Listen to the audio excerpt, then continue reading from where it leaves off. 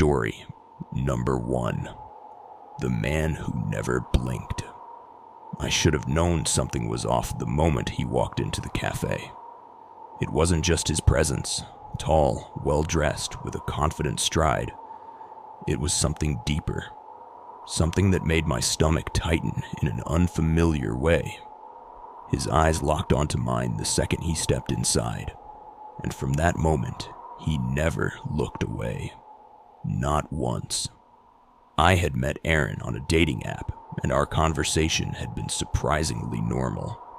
No weird small talk, no forced charm, just easy, flowing conversation. He seemed intelligent, well-mannered, and funny in a dry, understated way. When he suggested we meet at a little coffee shop downtown, I agreed without hesitation. But now, sitting across from him, something felt wrong.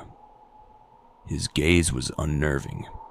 He barely moved, his hands resting neatly on the table as if he had rehearsed this pose. But what unsettled me the most was that in the 10 minutes we had been talking, he hadn't blinked. Not once. I tried to ignore it. Maybe he just had one of those intense stares. Some people do. Maybe I was overthinking.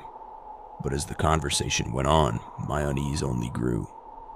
"So," I said, forcing a smile, "what do you do for work?" "I observe people," he replied, his voice smooth, almost too even. I let out a small, awkward laugh. "That sounds mysterious. Like psychology? Research?" His lips curled slightly. "Something like that." The air felt colder, though I knew it was just my nerves. Outside, the snow fell in heavy, lazy flakes, coating the streets in a thick, undisturbed white. The cafe was warm, cozy, filled with the hum of conversations and the scent of coffee. But sitting across from Aaron, I felt isolated. I took a sip of my drink, trying to keep my hands steady. "You know," I said, tilting my head, "you have a very intense stare. You never blink, do you?" There it was again, that small, almost imperceptible smile. "I don't need to." A shiver ran down my spine, and for the first time I noticed something else. His pupils. They didn't dilate. The soft yellow glow from the cafe lights reflected in his irises, but his pupils remained the same, dark and empty. I swallowed, forcing myself to laugh again, though my voice cracked. "That's a weird thing to say." "You think so?" His voice had shifted, slightly lower, more deliberate. The way he said it didn't sound like a question. It sounded like a statement, like he already knew my answer. I glanced around the cafe. Everything was normal. People chatting, a barista foaming milk for a latte, the sound of soft jazz playing in the background. But it wasn't normal. Not for me, because I was sitting across from a man who felt wrong, whose presence made my skin crawl, and I couldn't explain why. I reached for my phone, pretending to check a message, but when I tapped the screen, it didn't turn on. Dead, even though I had charged it before I left home. "Something wrong?" he asked, tilting his head slightly, the way a predator might when watching its prey. "No, just my phone's dead." "Weird." He exhaled as if amused. "Not weird at all." I forced a chuckle. "I mean, yeah, I guess it happens. You don't need it anyway." His words sent ice through my veins. There was something about the way he said them, as if they weren't just a casual comment, but a truth that had already been decided for me. I glanced at the door. The snow outside had thickened, making the streets look almost abandoned. If I left now, would he follow me? Would I even make it home? "You seem nervous," he observed. I swallowed hard. "No, just a little cold." "Then we should go somewhere warmer," he suggested. His voice was calm, too calm. "Somewhere quieter." The cafe suddenly felt suffocating, the air too thick. My stomach twisted violently. I didn't know why, but I knew. I couldn't leave with him. I forced a smile, standing up quickly. Actually, I just remembered. I have to meet a friend. I should go. His expression didn't change. He simply stood up too, mirroring my movements exactly. I'll walk you out. No, that's okay. I insist. My heartbeat pounded in my ears as I grabbed my coat. I had to be smart. Calm. Don't run. Don't panic. Just get outside. Find people. Get away from him. I stepped into the cold night, the snow crunching under my boots. The streets were quieter than before. Too quiet. Aaron followed beside me, his footsteps soundless in the fresh snow. I quickened my pace. He matched it. You never gave me your last name, I said, trying to sound casual. You never asked. I forced a smile. What is it? He turned his head slightly, as if considering. Names are funny things, he said. They don't always belong to the people who wear them. I felt dizzy, my breath coming in sharp, shallow bursts.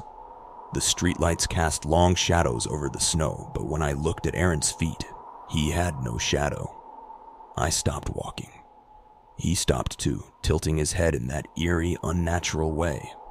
I have to go, I said, my voice shaking. He smiled. Then go. I turned and walked away as fast as I could without running. The air was sharp against my face, my boots slipping slightly on the ice. I kept glancing back. He wasn't following. Relief flooded through me. Maybe I had overreacted.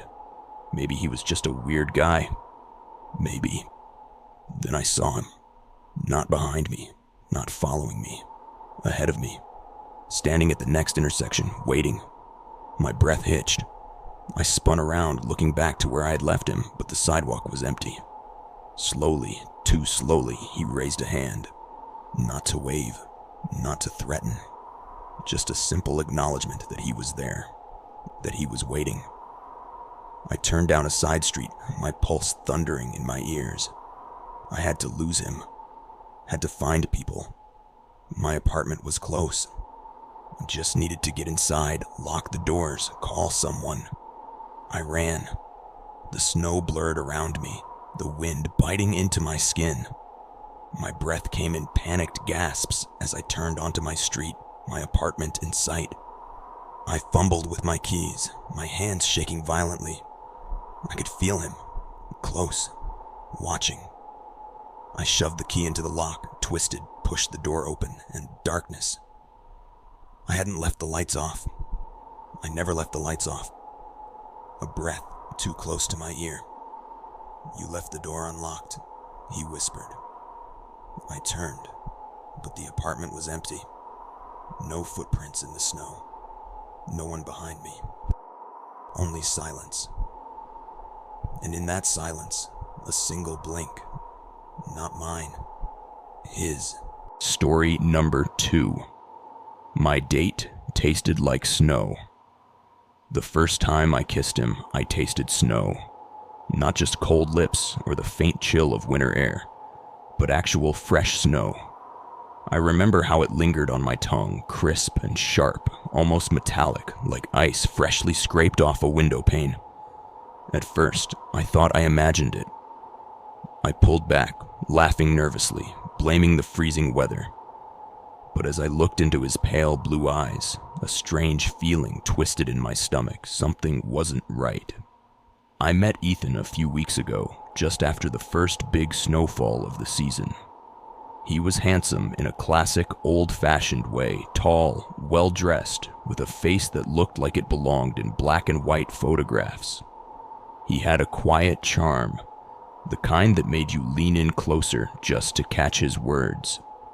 Our conversations were effortless, and when he asked me to dinner, I didn't hesitate. That night, the city was drowning in white. Snow fell in heavy sheets, muffling sound, swallowing the streets in a thick, endless quiet. The restaurant he chose was small, candlelit, and warm against the brutal cold outside. Ethan arrived exactly on time, his coat dusted with snowflakes that didn't seem to melt. He was perfect. Too perfect. As we ate, I started noticing things. He barely touched his food, pushing it around his plate with the absent-mindedness of someone who had no real intention of eating. His glass of water remained full, untouched. But what unsettled me the most was his skin. It was cold.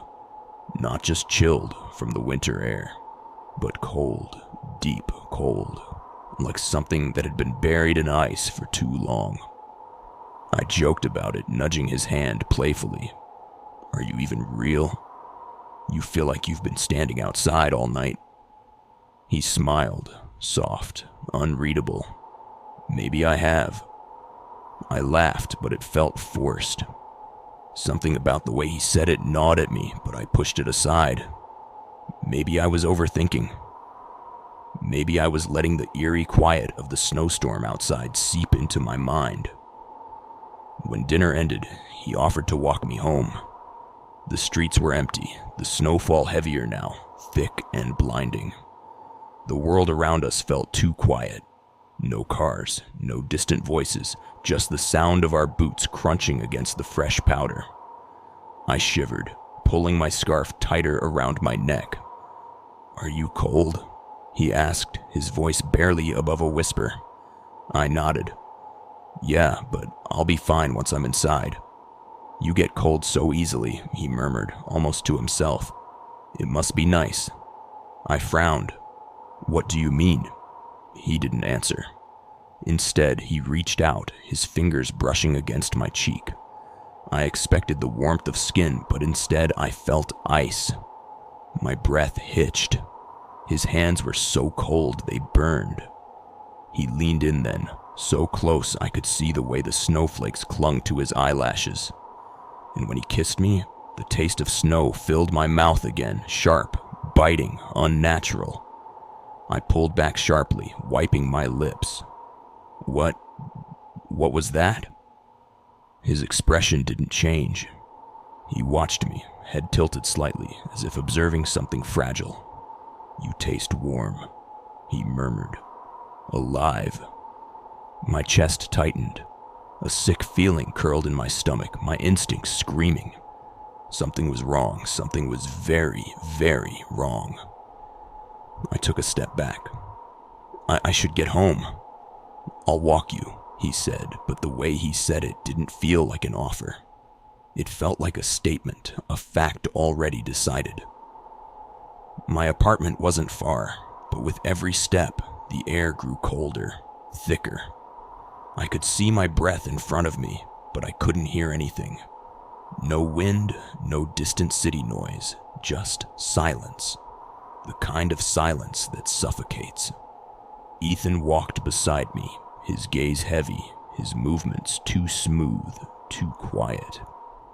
And then I noticed something that made my blood freeze. He wasn't leaving footprints in the snow. I stopped. My breath came out in shallow gasps, fogging up in the freezing air. I looked at the ground, at the fresh, untouched layer of white. My own footprints stretched behind me, clear and deep, but his side of the path was perfectly smooth. I turned to him slowly, my pulse hammering against my ribs. Ethan, why aren't you leaving footprints? He smiled, a slow, knowing smile. I never do. I ran. I didn't think, didn't look back, I just ran. My boots slipped on the ice, my lungs burned from the cold, but I pushed forward. My apartment was close. I just had to make it inside.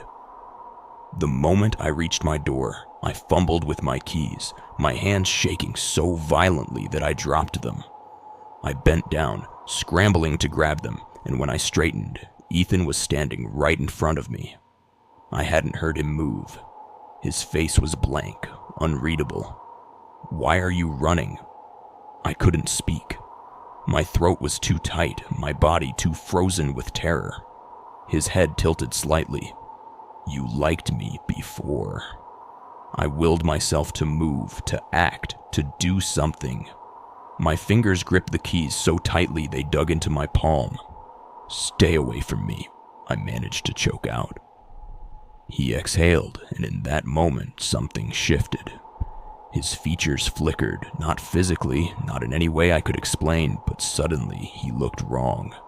His skin paler, his lips bluer, his eyes too hollow, too deep. "You weren't supposed to notice," he murmured. I shoved the key into the lock, twisted, and slammed the door shut behind me. My hands were trembling so hard I barely managed to slide the deadbolt into place. Silence. For a moment, all I could hear was my own ragged breathing, then the soft sound of snow crunching outside my door. Slow, deliberate.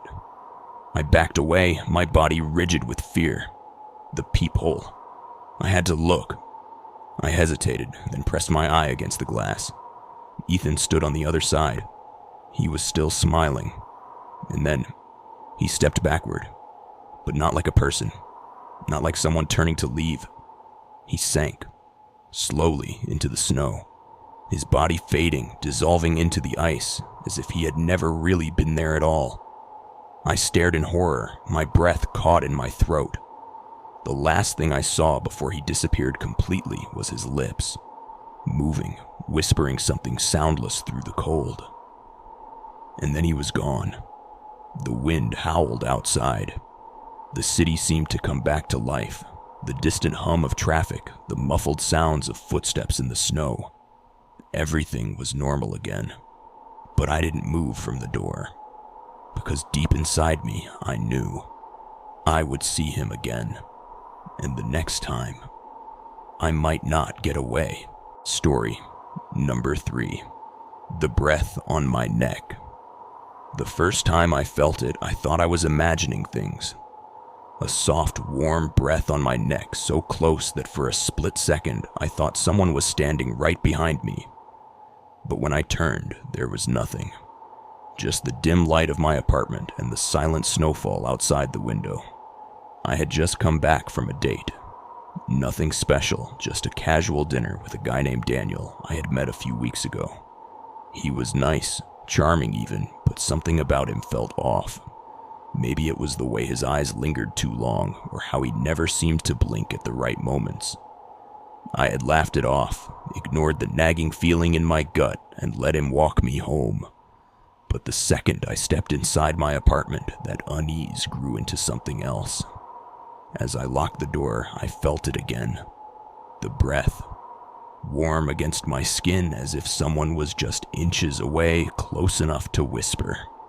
My body froze. The apartment was empty. I had checked. I had been alone. I turned sharply, my heart slamming against my ribs. The air was still, silent. The only sound was my own unsteady breathing. I shook my head, exhaling a shaky laugh. Maybe it was my imagination, the lingering tension from the strange date. I was overthinking. I showered, changed into my warmest pajamas, and crawled into bed, the snow tapping lightly against the window. The cold outside made my apartment feel even cozier, and I let myself relax. I was fine. I was safe. Sometime in the middle of the night, I woke up. The room was dark, the air thick and heavy, as if something unseen had settled over me. I lay still, barely breathing. Then I felt it. A slow, deliberate breath on the back of my neck. I froze, every muscle in my body locking up. My mind screamed at me to move, to turn, to do something. But I couldn't. I felt paralyzed. The breath was so close, too real to be my imagination. I forced myself to shift, my movements stiff and mechanical. The moment I turned, the feeling vanished. My room was empty, just as I had left it. The air was undisturbed, the cover still neatly in place. My heart hammered painfully against my ribs as I sat up, rubbing the goosebumps from my arms. I reached for my phone, but the screen was black. Dead. Even though I had plugged it in before bed. A sharp chill ran down my spine. My hands felt clammy as I reached for the lamp, flicking it on. Warm light filled the room, chasing away the shadows, but it did nothing to ease the feeling. I barely slept after that. Every time I closed my eyes, I could feel it again, like something just waiting, watching. I kept telling myself I was imagining things, that I was just shaken from the weird energy of the night. But deep down, I knew something was in my apartment. The next morning, I forced myself to shake it off. It had been a long week. Maybe I was just stressed. I ignored the unease curling in my stomach, made a cup of coffee, and tried to go about my day as normally as possible. Then my phone buzzed. It was a message from Daniel. "Had a great time last night. You looked so beautiful while you slept." I nearly dropped my cup. My fingers trembled as I stared at the screen. Number no. I must have read that wrong. While I slept, I felt dizzy. My apartment was locked. No one had been here. No one could have been here. I forced myself to breathe, my mind racing for a rational explanation. Maybe he was just being creepy, joking in a way that didn't land right. But my gut told me otherwise. I texted back, my hands shaking. "What do you mean?" 3 dots appeared, then disappeared, then nothing. The silence stretched, thick and suffocating. I swallowed the panic rising in my throat, gripping my phone so tightly my knuckles ached. Then another buzz. "I left something for you." I stared at the screen, dread curling in my stomach.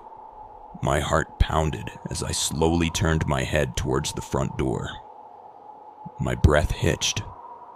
Something was pushed through the mail slot. A small, folded piece of paper.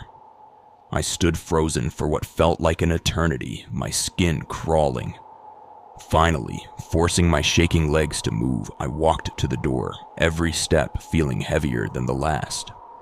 I reached down, picked up the note, and unfolded it. It was a photo. A picture of me. Sleeping. My breath caught in my throat. It wasn't taken from my phone. It wasn't a screenshot from my social media. It was recent. From last night. The angle. From behind me. Close. Too close. A cold wave of nausea hit me as I dropped the photo, my stomach twisting violently. My vision blurred, my pulse a deafening roar in my ears. This wasn't possible. I had been alone. I spun around, my back pressed against the door, scanning the apartment with wild eyes. Nothing. No sign of a break-in. No forced locks. But that didn't matter, because whoever had taken this photo hadn't broken in. They had already been here. The breath on my neck. I was never alone. I grabbed my phone, frantically trying to call someone, anyone. But my fingers were too numb, my hands too unsteady. I could barely think, barely breathe. I needed to get out. I needed to leave. Then something shifted. A whisper of movement. From my bedroom. The air in my lungs vanished. My mind screamed at me to run, to get out of the apartment, to not look, but my body betrayed me. Slowly, against every ounce of survival instinct in my bones, my head turned toward my room. The door was slightly ajar. It had been closed before. I knew it had been closed before. The space between the door and the frame was barely an inch wide, just enough for shadows to spill into the dimly lit hallway. My pulse thundered as my vision sharpened, hyper-focused on that tiny gap. Then in the darkness, a single, pale eye peered through. I don't remember screaming.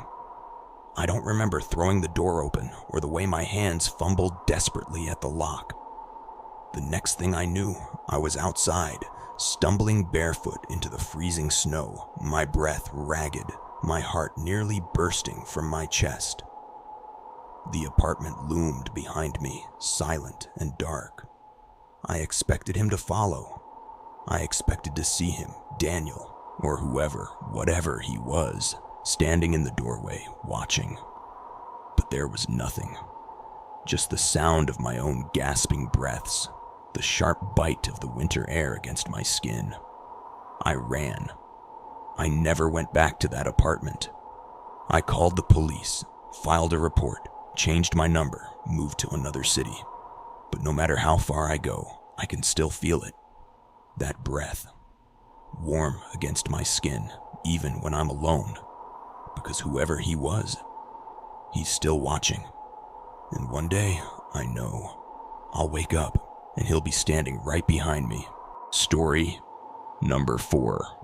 He had no shadow. The first time I noticed, I told myself it was a trick of the light. A street lamp flickering, the way the snow scattered reflections, something, anything other than the truth. But as we walked down the quiet, empty street, I couldn't shake the sick feeling in my stomach. Because no matter how closely I looked, no matter which angle I turned, he had no shadow. I had met Lucas a few weeks ago at a bookstore of all places. He had this quiet confidence about him, the kind that made people naturally lean in when he spoke. He wasn't conventionally handsome, but there was something about his presence that made you pay attention. We talked about books, about winter, about how the city looked different in the snow, like something out of an old film. When he asked me out for coffee, I hesitated, only for a second, before agreeing. The night of our date, the city was blanketed in white.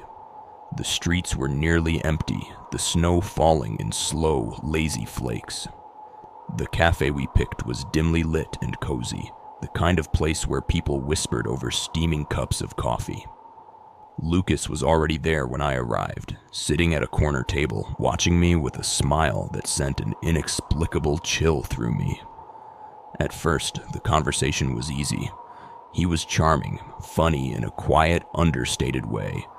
But the longer I sat across from him, the more I felt it, that gnawing sense of wrongness. His eyes never seemed to lose focus. He didn't blink enough. And when I finally pulled my gaze away from him, my stomach twisted. The candlelight on our table cast flickering shadows. My own shadow stretched across the wooden surface, long and distorted. But Lucas, there was nothing. The chair behind him, the wall, the floor. It was as if he wasn't even there. I swallowed hard, my fingers tightening around my coffee cup. Maybe I was imagining it. Maybe I was tired, the dim lighting playing tricks on my eyes. "Are you okay?" he asked, tilting his head slightly. I forced a laugh. "Yeah, I don't know. The lighting in here is weird." His lips curled into a knowing smile. "It does strange things, doesn't it?" The way he said it made my skin crawl. I wanted to look again, to be sure, but something in me whispered not to. Instead, I forced the conversation forward, acting as though everything was normal, as though I hadn't just noticed something impossible. After a while, he offered to walk me home. I hesitated. The streets were quiet, the snow dampening every sound, turning the world into a vast, muffled silence. But saying no felt wrong. We walked side by side, our steps the only sound against the empty street. The glow from the street lamps cast long shadows across the snow, distorting shapes, stretching figures into eerie outlines. I could see mine clearly, shifting and changing as we passed under the lights. His side of the path remained untouched. I tried not to look, tried to keep my breathing steady. But every part of me was screaming that something was very, very wrong. Then he spoke. "You're awfully quiet." I forced another laugh, though it came out thin and hollow. Just enjoying the quiet. The snow makes everything feel surreal. He hummed softly, as if he agreed. Then after a pause, he said, "You noticed, didn't you?" My body went cold. My steps faltered just for a second, but he noticed. I knew he noticed. I forced a confused frown. "Noticed what?" Lucas stopped walking. I could feel him looking at me even before I turned my head. My pulse thundered in my ears, my breath a cloud of white in the frozen air. "You know what?" he said softly. The silence stretched. The snow fell in thick, heavy flakes, filling the space between us. I took a step back. "It's late," I said, my voice too thin, too shaky. You should what?" he interrupted, tilting his head again. "Run?" My breath caught in my throat. He smiled, but it wasn't warm. It wasn't kind. It was the smile of someone who knew exactly what I was thinking. I moved before I could stop myself, turning on my heel and running. The cold air burned my lungs, my boots slipping on the icy pavement as I pushed forward. My apartment was only a few blocks away. If I could just make it inside, lock the door, call someone. I risked a glance behind me. Lucas wasn't running. He was walking. Slowly, steadily, too steadily, and even worse, he wasn't sinking into the snow. My vision blurred. The cold wind stung my face, tears burning in my eyes. I reached my building, fumbling for my keys with shaking hands. The lock felt impossibly stiff, the metal frozen against my skin. Behind me, I heard nothing. No footsteps, no breath. I shoved the door open, stumbled inside, and slammed it shut, twisting the lock with all the strength I had. My chest heaved as I pressed my back against the wood, my entire body shaking violently. Silence. Then the faintest knock. I bit down on my lips so hard I tasted blood. Another knock. Software patient. I clenched my fists, forcing myself to move, to look. My hands trembled as I reached for the peephole. I knew I shouldn't. Every nerve in my body screamed at me not to. But I did. Lucas stood there, staring at the door, smiling. But something was wrong. The hallway behind him was dark. Too dark. The overhead light that always flickered in the hallway was gone, swallowed by something deeper, something blacker than shadow. Then slowly he raised his hand, not to knock, not to reach for the doorknob, but to wave. My breath caught in my throat. Then he stepped back. And just like that, he was gone. Not in the way a person leaves, turning and walking down the hall. He vanished. The air where he stood seemed to fold in on itself, swallowing him whole. I stood there for what felt like hours. My fingers remained clenched around the doorknob, my body frozen in place. I wanted to call someone, to tell someone, but what would I even say? Eventually, exhaustion won. I dragged myself to my room, locking the door behind me, even though I knew it wouldn't help. That night, I barely slept. But when I did, I dreamed of shadows that didn't belong to anyone. And when I woke up, there was something on my nightstand. A single handprint in the snow. Cold. Melting. Too real. And next to it, a note. You looked for me in the light. Next time, I'll meet you in the dark. Story number 5. The girl who looked just like me. I was brushing my teeth when I first saw her. It was late, past midnight, and the snow outside had swallowed the city in an eerie, unnatural silence. The only light in my apartment was the dim glow of the bathroom, casting long shadows against the walls. As I lifted my head from the sink, I caught a glimpse of movement in the mirror. At first, I thought it was just me. A trick of the light, a delayed reflection. But then I noticed something impossible. The girl in the mirror, she wasn't moving like I was. My breath hitched. My hands were still, the toothbrush frozen between my fingers. But in the mirror, she was smiling. I spun around so fast I nearly slipped on the tiles, my heart pounding. The bathroom was empty.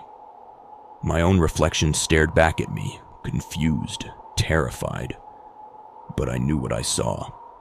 I turned off the light and went straight to bed, convincing myself it was exhaustion, that my mind was playing tricks on me. But deep down, I felt it. Something was wrong. The next morning, I pushed the thought away, telling myself I had been imagining things. I had bigger things to focus on, like my date with Daniel. We had been seeing each other for a few weeks, and I liked him. He was warm, easy to talk to, and had a way of making the cold winter air feel a little less suffocating. That night, we met at a quiet little restaurant, the kind of place where the candlelight flickered against the windows, making everything seem softer, more intimate. It was supposed to be a perfect night, but the moment I sat down, I felt it again, that wrongness creeping under my skin.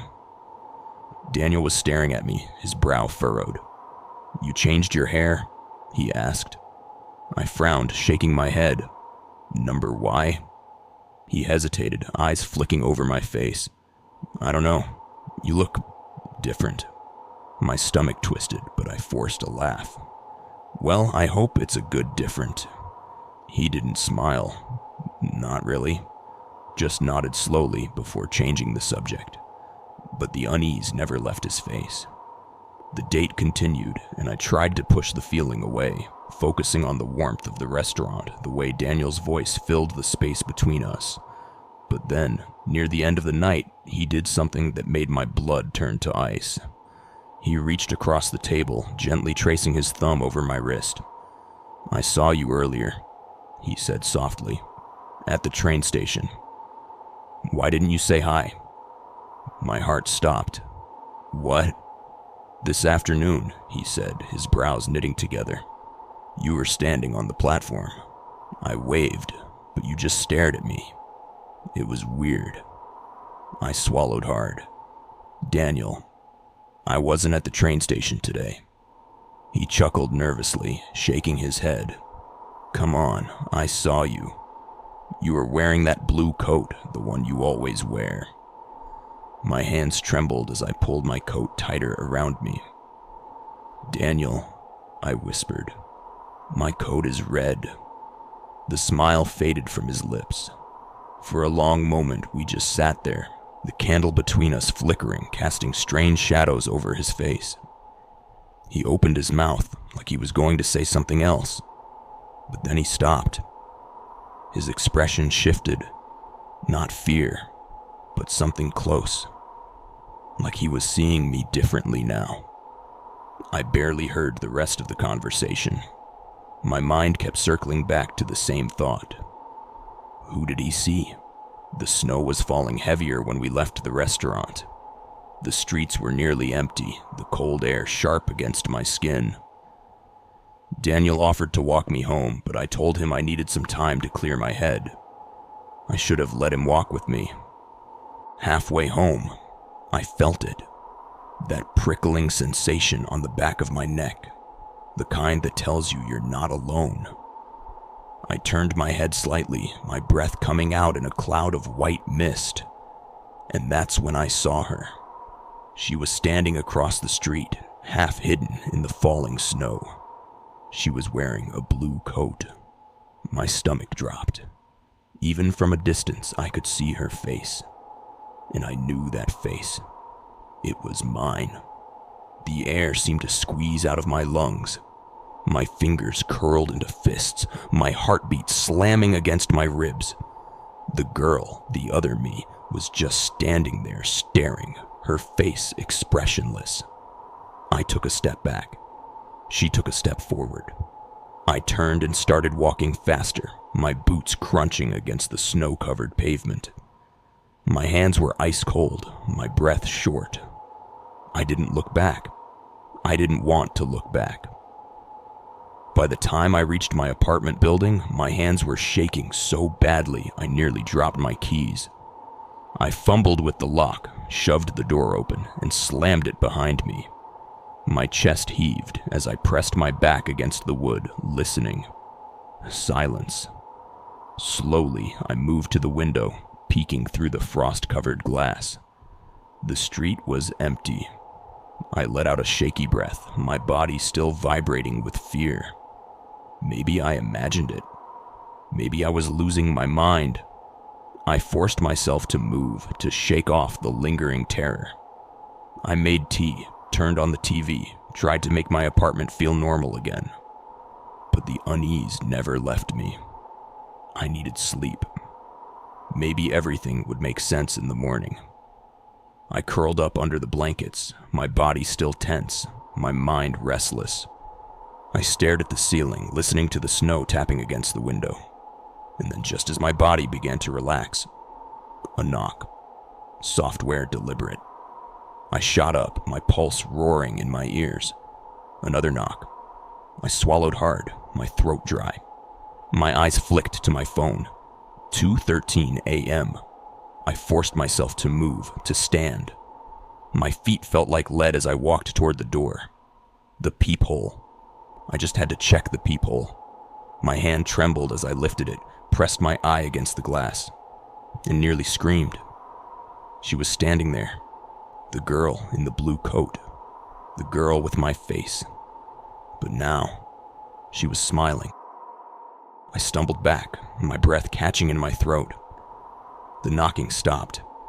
The air in my apartment felt wrong, heavy, like something unseen was pressing against it. I squeezed my eyes shut, willing myself to wake up. Then behind me, a whisper. "Let me in." My body went rigid. The whisper wasn't coming from outside. It was coming from inside the apartment. The room turned ice cold. My breath hitched as I slowly turned my head toward the mirror across the room. And there she was, standing behind me, smiling. My own reflection was gone. The last thing I remember before everything went black was the feeling of fingers, my own fingers wrapping around my throat. And then, nothing. Story number 6. The stranger under the ice. The ice groaned beneath my feet, a deep, hollow sound that echoed in the quiet of the frozen lake. The snow had stopped falling, leaving the world around us still and eerie, the kind of silence that presses against your chest, making you feel like you're somewhere you shouldn't be. I tried to ignore the unease creeping up my spine, forcing a smile as I tightened my grip on Daniel's hand. He had taken me ice skating for our 3rd date, insisting the lake was completely safe. "The ice is thick enough to hold a truck," he had said, laughing. But now, as I stood in the middle of that vast frozen expanse, I wasn't so sure. Something about this place felt wrong. Daniel skated ahead, gliding effortlessly across the ice, his laughter light and carefree. "Come on," he called, holding out a hand. "You're overthinking it." I took a shaky step forward, the blades of my skates scraping against the ice. The cold bit at my cheeks, the wind whispering through the bare trees surrounding the lake. My breath formed pale clouds in the air, but it wasn't the cold making me shiver. Then I saw it, a shadow, beneath the ice. I froze, my breath catching in my throat. It was faint at first, just a dark blur beneath the surface, like a trick of the light. But as I squinted, my stomach twisted. The shadow wasn't just a shape. It was a person. I stumbled back, nearly losing my balance. "Daniel," I whispered, my voice barely audible against the silence. He turned, skating back toward me, his brow furrowed. "What's wrong?" I pointed down, my hand trembling. There's something under the ice." He followed my gaze, his expression shifting from confusion to something unreadable. Then, slowly, he crouched, brushing the snow away with his gloved hand. And there she was, a woman, frozen beneath the surface. Her face was pale, her eyes open and unseeing, her hair fanned out around her like ink bleeding into water. She looked young, early 20s maybe, and she was wearing a red coat.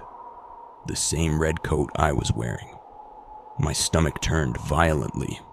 "Oh my God," I choked out. Daniel didn't move. He just stared at her, his face disturbingly blank. "We need to call someone," I gasped, reaching for my phone with numb fingers. Then Daniel spoke. "I told you not to look." The ice beneath me groaned again, a deep, sickening crack splitting through the air. My heart stopped. Slowly, I lifted my gaze to him. His face had changed. His eyes weren't soft anymore. They were dark, hollow. "You weren't supposed to see her," he murmured. My pulse pounded in my ears. "Daniel," I whispered. "Who is she?" His lips parted slightly, but no words came. Just silence. The longer I looked at him, the more I realized something was wrong. His breath. There was none. His skin. Too pale, too smooth, like something that had never known warmth. Then the frozen woman beneath us moved. A sharp gasp tore from my throat as I watched her eyes shift, locking onto mine through the thick ice. A slow, deliberate movement. She was alive. I staggered back, my skates slipping. The ice cracked again, spiderwebbing beneath my feet. "We need to get off," I gasped. "Now!" Daniel didn't move. The woman under the ice pressed her hands against the surface, her lips parting in a silent scream. Her fingers clawed against the ice, against me, reaching. "Daniel!" I screamed, but he just stood there, watching. Then, the ice shattered. I didn't even have time to scream before the world flipped, my body plunging into the freezing abyss. The cold was violent, a shock that stole the air from my lungs, turning my limbs to stone. The water swallowed me whole, dragging me down. Through the churning ice, I saw her. The woman. She was right in front of me, her hands reaching for mine. But I didn't want to touch her. Every instinct in me screamed to get away, to swim up, not toward her. But my body wasn't listening. My arms moved on their own, my fingers brushing against hers. A sudden pull. Then, darkness. When I came to, I was lying on the ice. My clothes were soaked, my lungs burning with each ragged breath. I coughed, gasping for air, my entire body shaking violently. Daniel was gone. The hole in the ice was gone. I scrambled to my feet, my vision blurred from the cold. The lake was still, untouched, as if nothing had happened, as if I had imagined it all. But then I saw the footprints. Not mine, not Daniel's, someone else's, leading away from the lake. I turned slowly, my breath coming in sharp, shallow gasps. And then standing at the edge of the frozen trees, I saw her. The woman in the red coat. Only now, she wasn't beneath the ice. She was standing there, watching me. Her lips curled into a slow, unnatural smile. And then, she took a step toward me. I ran. I don't remember getting home. I don't remember unlocking my door, ripping off my soaked clothes, or curling up under the blankets, my body trembling so violently I thought my bones would shatter. I didn't sleep that night. The next morning, I tried to convince myself it had been a dream, a hallucination from the cold. But when I reached for my phone, I saw something that made my blood freeze. A message from Daniel. "You should have stayed out of the water." I dropped the phone, my breath coming in short, panicked bursts. That was 2 nights ago. And now, every time I pass by a mirror, every time I see my reflection in a window, I see her. The woman in the red coat. She's always standing just a little too close. And sometimes, if I stare long enough, she smiles. Story number 7. My date wasn't alive. The moment I kissed him, I knew something was wrong. His lips were cold. Not just winter cold, but deep, unnatural cold, the kind that seeped into your bones. It sent a shiver down my spine, though I tried to ignore it. I pulled back, laughing nervously, blaming the freezing air outside. But when I looked into his eyes, a strange emptiness lingered there, something I couldn't explain. I met Adam 2 weeks ago on a dating app. He was charming, effortlessly smooth, the kind of guy who made you feel like you were the only person in the room. Our conversations flowed easily, and when he suggested dinner at an old, candlelit restaurant downtown, I agreed. That night, the city was buried under fresh snow, the streets eerily quiet, muffled by the thick white blanket. It was the kind of evening that felt almost out of time, like we were the only two people left in the world. When I arrived, he was already there, sitting at a table by the window. The dim light flickered across his face, making his sharp features seem almost too perfect, like a painting brought to life. He stood as I approached, his movements fluid, graceful. He barely made a sound. "You look beautiful," he said, his voice smooth as glass. I smiled, shaking off the chill that ran through me. He was polite, attentive, making me feel as though I was the most fascinating person he'd ever met. But something about him felt off. Maybe it was the way he never seemed to blink enough. Maybe it was how he barely touched his drink. Or maybe it was just the way the candlelight failed to cast a shadow beneath his chair. I tried to ignore the unease creeping into my stomach. Maybe I was just overthinking. Maybe I was letting the eerie quiet of the snowstorm outside get to me. But then, as I reached for my glass, my fingers brushed against his. Ice. His hands were ice cold, freezing against my skin despite the warmth of the restaurant. I flinched, but he didn't react, just continued watching me with that small, unreadable smile. "You're freezing," I said, forcing a laugh. "Do you ever get cold?" His head tilted slightly, almost like he was considering the question. Then, that strange smile again. "Not anymore." I tried to brush it off, tried to act normal, but my stomach twisted painfully. Something wasn't right. He was too perfect, too still, as if he were simply mimicking what a human was supposed to be. Halfway through dinner, he excused himself to the restroom. The second he was gone, I pulled out my phone, scrolling through the messages we had exchanged. Something was nagging at me, something I couldn't quite place. I clicked on his profile again, staring at the single photo he had. The caption below it was blank. No information, no tags. Just his face, frozen in that same unreadable expression. My gut told me to leave, but I hesitated. What if I was being paranoid? What if I was just ruining a perfectly good date over nothing? Then the waitress approached. She was a middle-aged woman with tired eyes, balancing a tray against her hip. She glanced toward the empty seat across from me, then back at me, her brow furrowing. "Everything all right, miss?" I nodded quickly. "Yeah, just waiting for him to get back." She hesitated. "Waiting for who?" I let out a small, nervous laugh. "My date, the guy sitting right there." I gestured toward Adam's empty chair. Her frown deepened. "Honey, you came in alone." The blood drained from my face. "What?" She gave me a cautious look, as if she wasn't sure whether I was joking. "You've been sitting by yourself since you walked in. You ordered for one." I turned to look at the chair, my heart pounding so loudly I could barely hear anything else. The candle on the table flickered slightly. The glass in front of his seat was still full, untouched. The plate, completely clean, like it had never been used at all. I felt sick.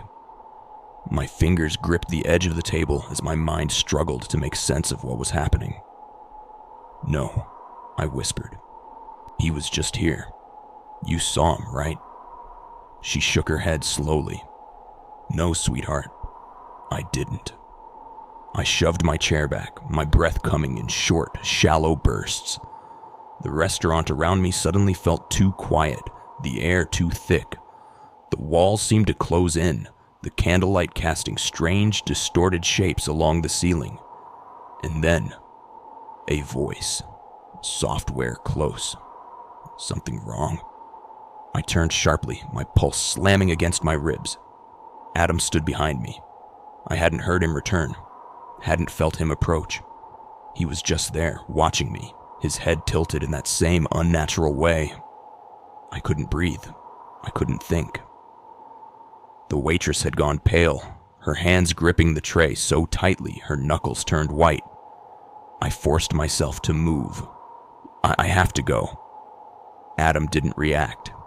He just smiled, stepping aside as if he had expected it. I grabbed my coat, my hands trembling as I shoved it on. The moment I stepped outside, the cold hit me like a slap, the snowfall blinding under the streetlights.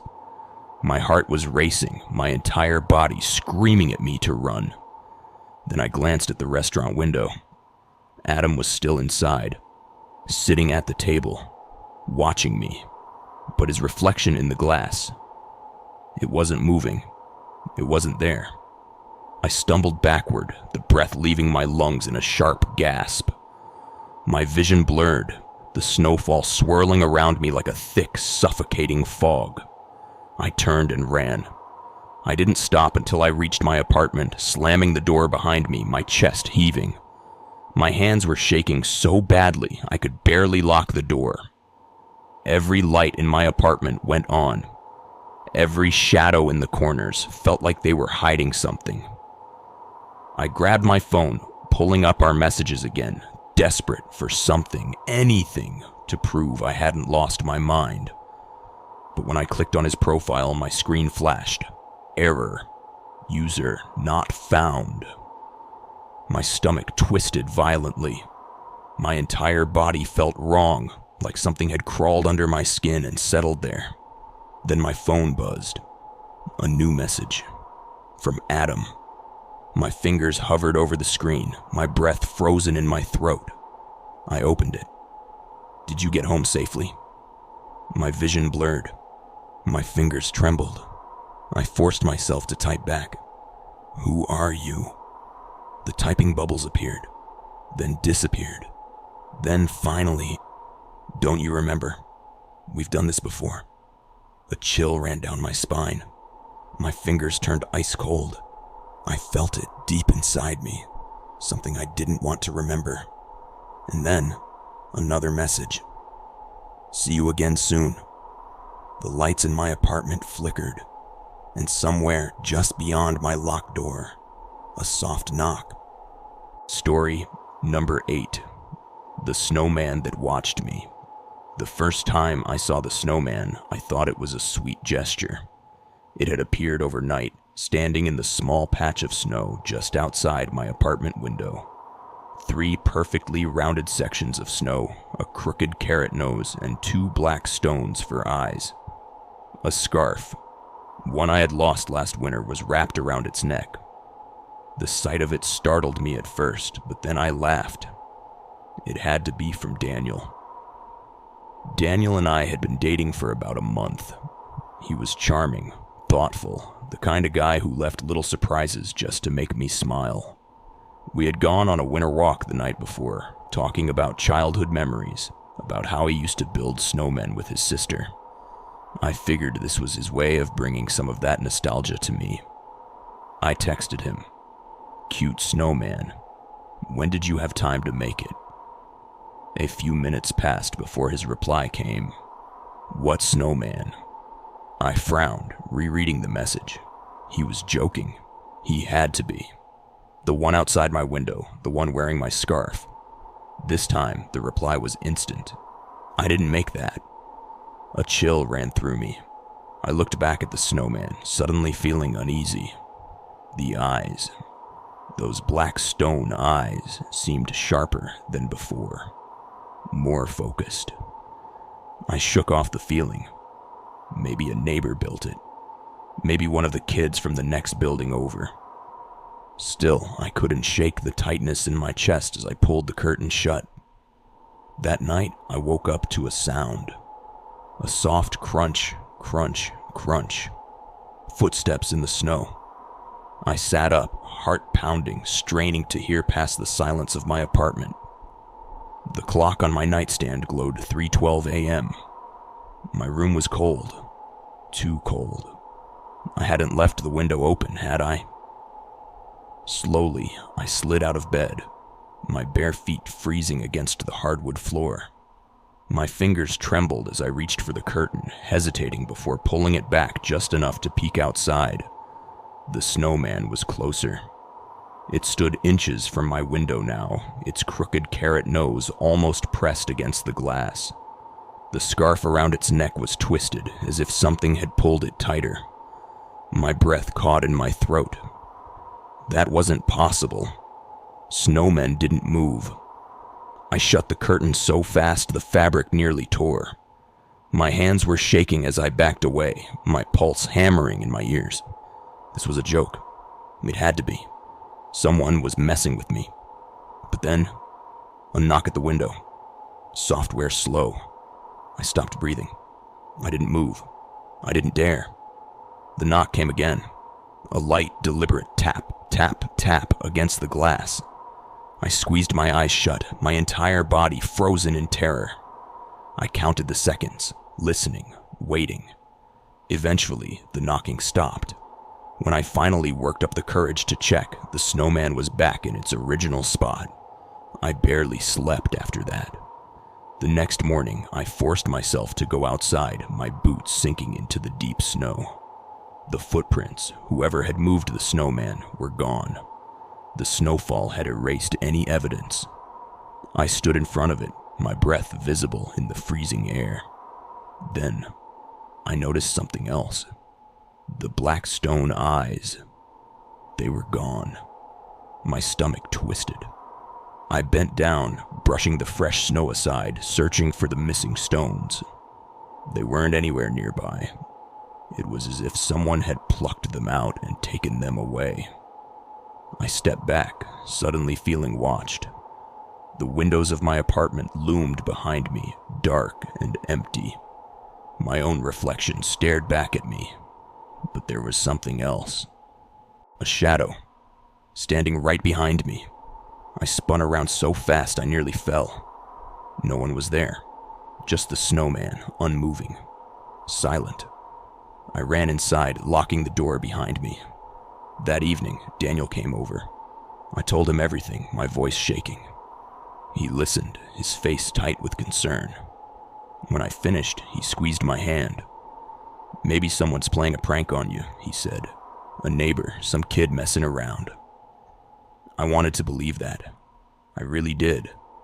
But deep down, I knew. This wasn't a prank. That night I woke up again. 3:12 a.m. The room was colder than before. I didn't want to look. I didn't want to look. But I couldn't stop myself. Slowly, I turned my head towards the window. The snowman was inside my apartment. It stood in the corner of my bedroom, chunks of melting snow dripping onto the floor. The scarf, my scarf, hung limply from its neck, damp with melted ice. The missing black stones were back in place, but something was different now. They weren't stones anymore. They were eyes, real human eyes, wide open, watching me. My scream tore through the air as I scrambled backward, nearly falling out of bed. My breath came in short, panicked bursts. The snowman didn't move, but I could feel something inside it, something alive. Then the whisper came, not from the snowman, from behind it. "You finally see me." My body went numb. The voice was close, too close, but I couldn't see anyone. Then the snowman twitched. The thing inside it, whatever it was, began to shift. The snow cracked, splitting apart, revealing something underneath. Something that wasn't human. I ran. I don't remember how I made it out of the apartment, how I got outside in the freezing snow with nothing but my pajamas. But I ran until my legs gave out, until my lungs burned from the cold. Daniel found me an hour later, curled up in the snow near the street lamp. I didn't go back inside. I couldn't. By morning, my apartment was empty. The snowman was gone. But that wasn't the worst part. When I finally worked up the courage to return for my things, I noticed something outside my window. 2 black stones lying in the snow, and beside them, a single frozen eyeball, still staring, still watching me. Story number 9. He took me to a place that didn't exist. The drive felt endless, the road stretching into the frozen horizon, swallowed by the heavy snowfall. I pulled my coat tighter around me, sneaking a glance at Ethan, his hands steady on the wheel, his face calm, almost too calm. The headlights barely cut through the swirling snow, and the deeper we drove into the woods, the more the world outside the car seemed to disappear. "You're going to love this place," Ethan said, flashing me a smile. "It's completely secluded, untouched. No noise, no distractions." I smiled back, but something in my stomach twisted. I liked Ethan. We had been dating for a little over a month, and he had always been thoughtful, careful, the kind of person who never raised his voice. When he told me he had a special place he wanted to take me, a private cabin deep in the woods, I had agreed without hesitation. Now, as the trees grew denser and the road turned into a narrow path, I wasn't so sure. "Are you sure this is the right way?" I asked, glancing at the GPS on my phone. The screen was frozen, the little spinning wheel stuck in place. No service. "Yeah," he said. "I've been here before." But something about the way he said it made my skin prickle. I stared out the window, watching the snow swallow the road behind us. There were no signs, no markers, nothing to indicate where we were. Just white. Endless, suffocating white. Then I noticed something strange. There were no tire tracks behind us. I frowned, twisting in my seat to get a better look. The snow was untouched, pristine. But that didn't make sense. We had just driven over it. My pulse quickened. "Ethan," I said slowly, "why aren't there any tracks?" His grip on the wheel tightened just for a second. "What do you mean?" I turned to him, my breath fogging up the window. "Our tracks. They're gone." He didn't answer right away. His fingers tapped lightly against the wheel, like he was thinking, choosing his next words carefully. "Maybe the snow covered them," he finally said. But the snow wasn't falling fast enough for that. I tried to shake it off, convincing myself I was overreacting. Maybe I had imagined it. Maybe I was letting my nerves get the best of me. But then, just as I was about to force a laugh and brush it off, I saw something ahead of us. A cabin. It sat in the middle of a clearing, completely isolated. The structure was old, the wood dark with age, its windows black and empty. But there was no snow piled against the walls, no icicles hanging from the roof. It didn't look abandoned, but it didn't look lived in either. It looked waiting. Ethan pulled up in front of it, turning off the car. The sudden silence pressed against my ears, heavy and unnatural. "Here we are," he said, turning to me with a small smile. My stomach churned. Something about this felt wrong. The air around the cabin felt off, like the world had bent just slightly out of place. I reached for my phone again. Still no service. "You okay?" Ethan asked. I forced a nod. "Yeah, just cold." "Come on," he said, stepping out of the car. "Let's get inside." The door to the cabin wasn't locked. It swung open easily under Ethan's touch, revealing a dimly lit interior. A fire crackled in the stone fireplace, though I had no idea how it had been started. The furniture was old but clean, the wooden floor polished as if someone had been here recently. "You never mentioned someone staying here," I said, stepping inside cautiously. Ethan shut the door behind us. "They're not here anymore." I swallowed hard, brushing snow from my sleeves. "Who?" He didn't answer. The silence stretched between us. My heart pounded. I turned slowly, my eyes scanning the room. Everything was too perfect, too still. Then my gaze landed on something that made my blood turn to ice. A framed photograph on the mantel. Of me. I stepped closer, my hands trembling. It was me, smiling, but I had never taken this picture. I sucked in a sharp breath, my throat tightening. Ethan. What is this? He was standing by the door, watching me. You don't remember. A sharp, suffocating panic settled in my chest. What are you talking about? His expression didn't change. You've been here before. Number I hadn't. I would have remembered. My breath came in short, shaky bursts. Ethan, take me home, now.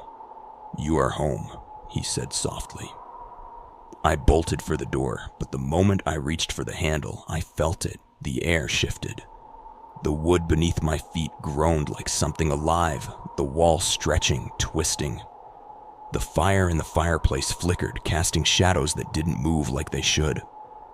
I yanked at the door, but it wouldn't budge. Ethan, I gasped, my hands shaking. Please, let me out. His voice was calm, too calm. Why are you scared? I turned to him, my entire body trembling. What is this place? His head tilted slightly, his eyes dark and unreadable. You were always supposed to come back. I backed away, my pulse hammering. You're scaring me. He took a step closer. I don't want to scare you, he whispered. I just want you to remember. The walls groaned again, the air thick with something unseen, something watching. I could feel it pressing against my skin, curling around me like invisible hands. The cabin wasn't real, and neither was Ethan. The realization hit me like a punch to the gut. I didn't know how I knew it, but I did. He wasn't human. He never had been. I turned and ran, slamming my shoulder into the door, my body desperate to escape. Then, all at once, everything stopped. The fire vanished, the walls disappeared. The world around me blinked out of existence, and I was standing in the middle of an empty, snow-covered field. The cabin was gone. The car was gone. Ethan was gone. I spun around, my breath coming in sharp gasps. The world was silent, untouched. No footprints, no road, nothing, just endless, suffocating white. Then, a whisper, faint, close. You'll come back. I ran. I don't remember how I made it back to town. When I finally reached my apartment, I locked the door behind me, my fingers numb from the cold. My phone buzzed in my pocket. A message from Ethan. I'll see you soon. I deleted his number, blocked him, tried to convince myself that it was over. But every night when I close my eyes, I see it. The cabin, waiting for me. And sometimes, in my dreams, I see myself standing at its door, smiling, waiting, just like he was. Story number 10. The wrong man came back. The first time I noticed something was wrong, he was sitting at the kitchen table, stirring his coffee in slow, deliberate circles. His back was to me, his posture too stiff, too unnatural. The air in the apartment felt heavy, thick with something I couldn't name. I hesitated in the doorway, gripping the edge of the frame. Ethan. My voice barely rose above a whisper. He didn't turn, just kept stirring. The clock on the wall ticked too loudly, the only sound in the oppressive silence. My pulse quickened. Something about him felt off, like a song played just slightly out of tune. It had been 2 weeks since the accident, since the icy roads had taken his car and nearly his life. When he woke up in the hospital, they told me he was lucky, that he had survived against the odds. But the man who came back wasn't the man I knew. He looked like Ethan, sounded like Ethan, but something deep inside me screamed that it wasn't him. I took a cautious step forward. You okay? Slowly, he turned his head. His eyes weren't right. Too dark, too hollow, as if something had settled behind them, wearing his skin like a mask. My stomach twisted violently, but I forced a smile. I had to be imagining things. He had been through trauma. Maybe I was just overanalyzing. He finally spoke. "Do you ever think about what happens when we die?" My breath hitched. It wasn't an unusual question, but the way he said it, so measured, so empty, sent a cold wave through me. "Why?" I asked carefully. His lips twitched, almost like a smile, but it never reached his eyes. "I don't think I came back alone." A shiver crawled down my spine. I laughed nervously, trying to shake the unease. "Don't say that. You're alive, Ethan. You made it." He stared at me for a moment too long. Then he nodded slowly. "Yeah," he said. "I made it." But the way he said it didn't sound right. That night I barely slept. Ethan lay beside me, his breathing slow and even, but something about the rhythm felt off, like he was mimicking it rather than naturally doing it. I turned my back to him, squeezing my eyes shut. It was all in my head.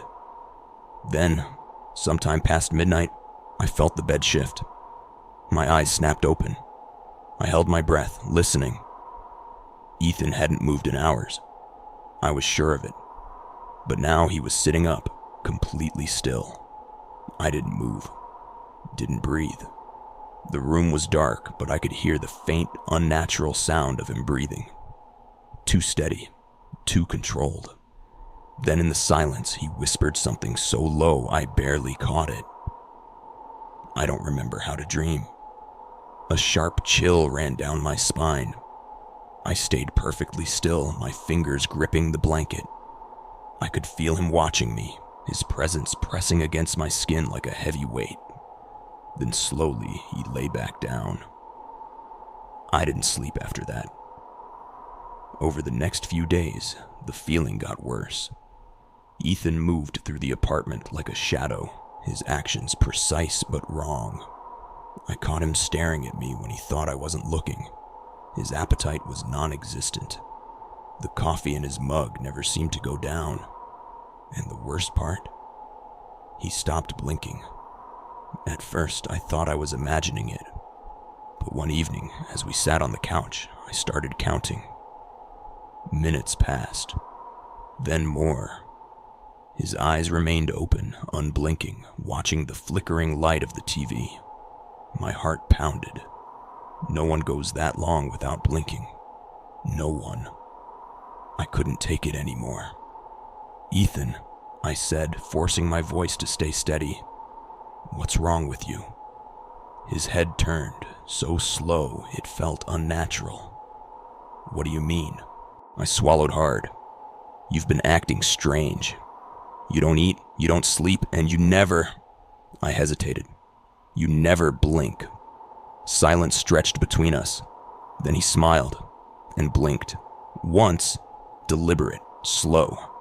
My stomach lurched. "You're imagining things," he said softly.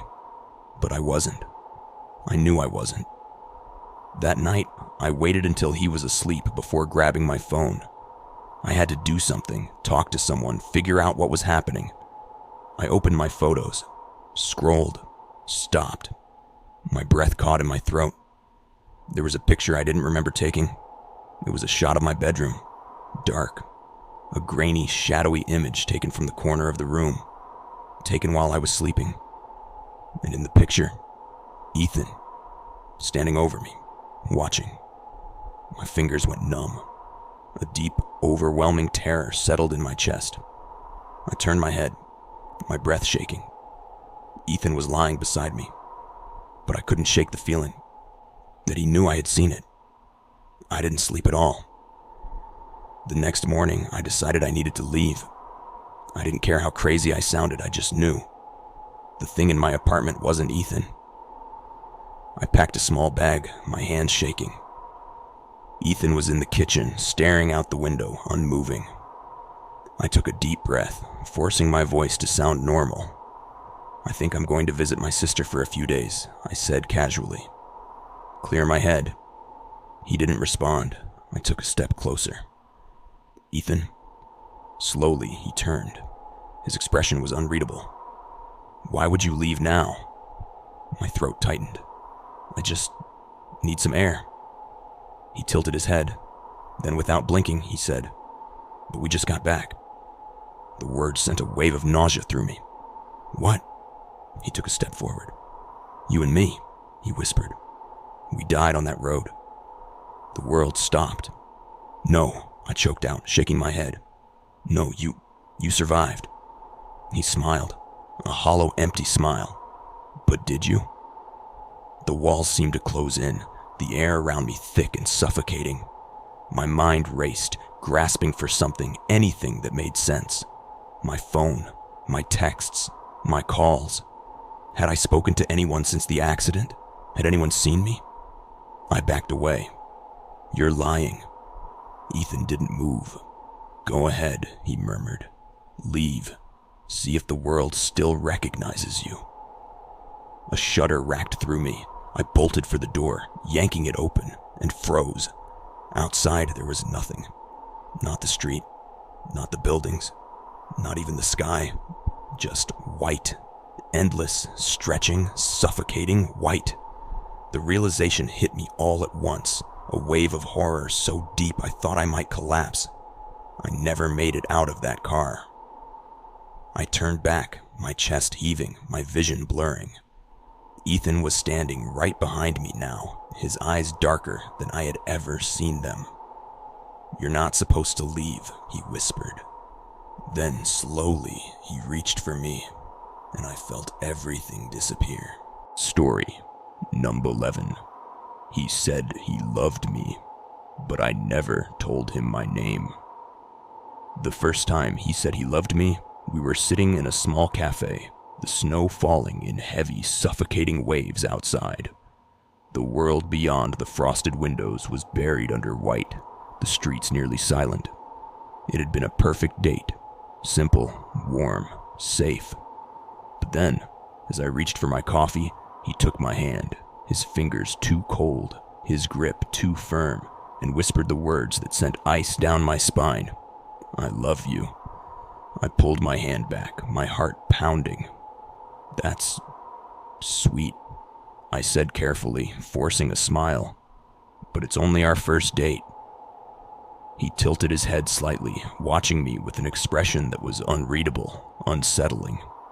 "I know," he murmured, "but I've loved you for a long time."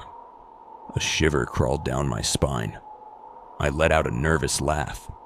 "That's impossible, we just met."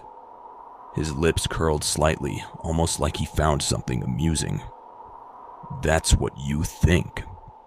The cafe suddenly felt smaller, the warmth of the flickering candles no longer comforting.